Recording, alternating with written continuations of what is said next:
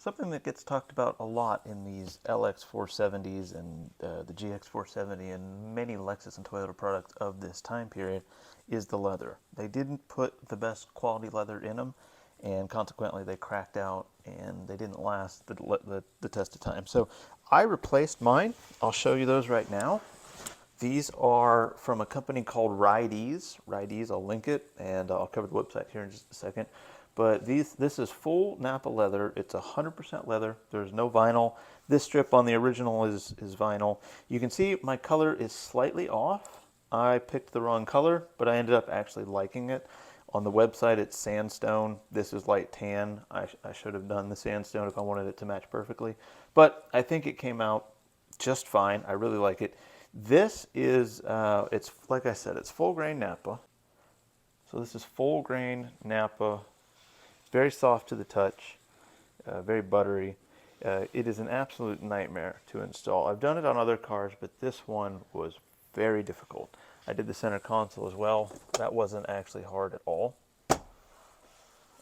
Very smooth, very soft. You can see we're starting to get a little bit of wear here. I clean them pretty often. There's probably 10 or 12,000 miles on these, and they look great. I did not do the head rest. You can see it's a slightly different.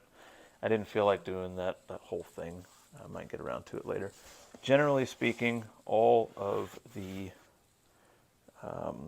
creases have gone out after it's been stretched, and the wrinkles have stayed in the center because I selected to do the wrinkles in the center. I like that. But I want to show you in here, because I chose the Napa, you guys can already see it right there. I was cleaning.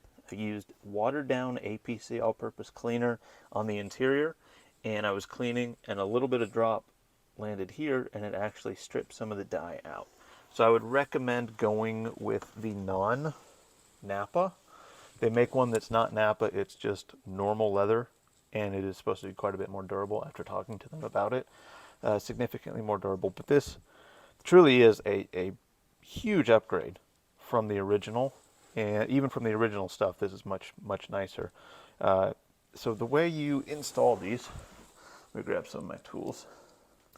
All right, so this is a pair of hog ring pliers, and this is a hog ring. The way this works, this little jaw right here holds the hog ring, and on the interior there is a bar that goes through the foam, and there is a bar that is in the seat cover itself. And you get those two together like this, and this would go over it and pinch, and you crimp it together just like that. You can go a little further if you need to, really hold it down. But this is not coming out. You're not going to get those two bars apart from each other. I'll try and illustrate that as best I can. The way these are held in, are these little rings here. And these have all these little guys here. And there's a metal rod inside there. And this hooks there, and then hooks on the corresponding loop on the upholstery, and that holds it in the grooves here. So you get the look where it's actually pulled in. Otherwise, if you stretch leather over this with the way it dips in, it would just be like a drum head.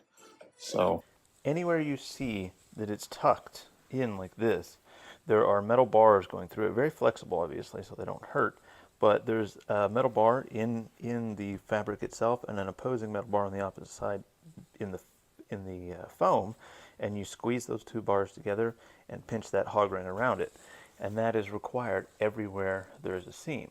So these seats take a huge amount of hog rings, and because the foam is still pretty full, I steamed them to bring them back up. Well, it was difficult getting everything stretched over and tight. And then from the back, I went with the original. They send you leather that you can strip this vinyl off and glue the leather on that matches this perfectly. I didn't want to do that.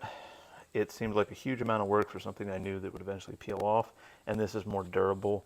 Dogs, whatever, spilling, you can clean it up much easier. So I left that on. If I ever need to, I can replace it. I still have the leather, but you can see the difference in the colors. That being said, huge Massive improvement. Highly recommend it. Cost me $750 for the material, and probably, honestly, it took better part of 6 to 8 hours. I didn't know what I was doing. I'd only done a very easy one before. This one was quite a bit more complicated. If I did it every day, I could knock it out a lot faster. But recommended. Try it out. All right, this is that website. This is Ridee's Leather Interior. They have a bunch of stuff on here. You can in the search for, you can type whatever, just Lexus, and it'll come up with a bunch of different Lexus products. We'll go back to this. This is mine, which is the 98 to 06 LX470. I've already gone through all these options here. I went ahead and clicked the center console. You can see the price changing. I went the center console, which is this right here. I also have the armrests that came with it. Those were an absolute bear to put on, by the way. So yeah, center console, wrinkled inserts. I like the look from the original factory. Here it is without, but I preferred the wrinkled inserts because I wasn't going to do my back seats, and my back seats had the wrinkled inserts from factory, just as they come. And I personally, I like it. I think it's period correct. So I went with the full grain. Full grain Napa. If you go with the normal, the $600, I would do it again with the normal full grain leather, or genuine leather. I'm sorry, not full grain Napa. I would do this one. Reason being, when you click on the full grain Napa, you get full grain leather, which is a full hide, probably corrected just the tiniest bit, but it's dyed not very deep. It doesn't have very depth to its dye, so you can actually start wearing the dye away, even though it is very, very supple to the touch. Moving on, light tan. The actual color for my car is sandstone, but I made a mistake and I just thought light tan was it based on the pictures. But if you go somewhere on their website, free samples, they'll send you all these different samples. And I did that after the fact, and sandstone actually matched perfectly. And I should have done that. So I would order whatever you think is the closest and have it shipped to your house before you make this purchase, and then actually click the one. Now the light tan I actually ended up liking quite a bit. That being said, if I wanted it to match identical, it would have been the sandstone. Next, I'm going to show you the installation. I was not doing YouTube when I installed these. The YouTube channel is still pretty new, but I did use Instagram because I post a lot on Instagram, and this is on the story, so they're filmed vertically. So watch them vertically, get through it, and I'll be back. Another project on the Lexus. It's got a lot of miles on it, so I already did the speakers.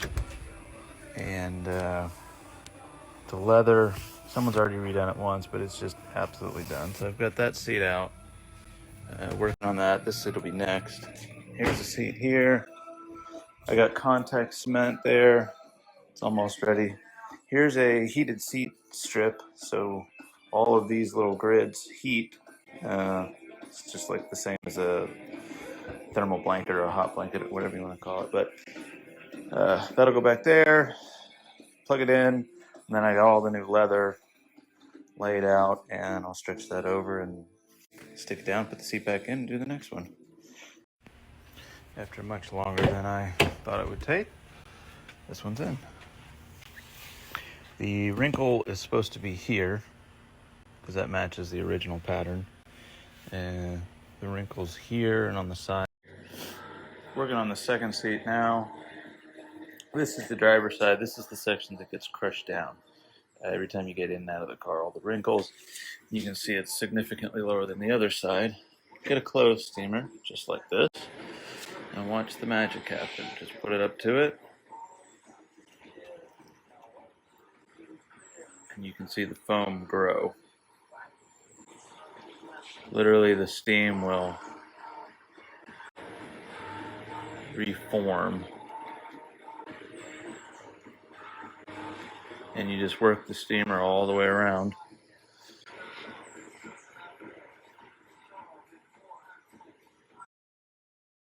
Okay, so that's the video on how I installed the new leather seats from Ridee's in the LX470. Big improvement. Definitely go with the standard leather. Don't do the Napa unless you are going to be super careful with your detergents. I would just water down Dawn soap or something super minimal. But If you're willing to do that, the nap is very nice, but they had told me that the other leather is pretty soft, still 100% leather and a lot more durable. So more videos to come on this thing. I think I'm going to be painting the roof rack black. I don't really want to do a full rack because it's not an overlander. It's just my daily driver, and I don't want a big rack on the top, but I think painting it black might look cool. So try that. See you next time.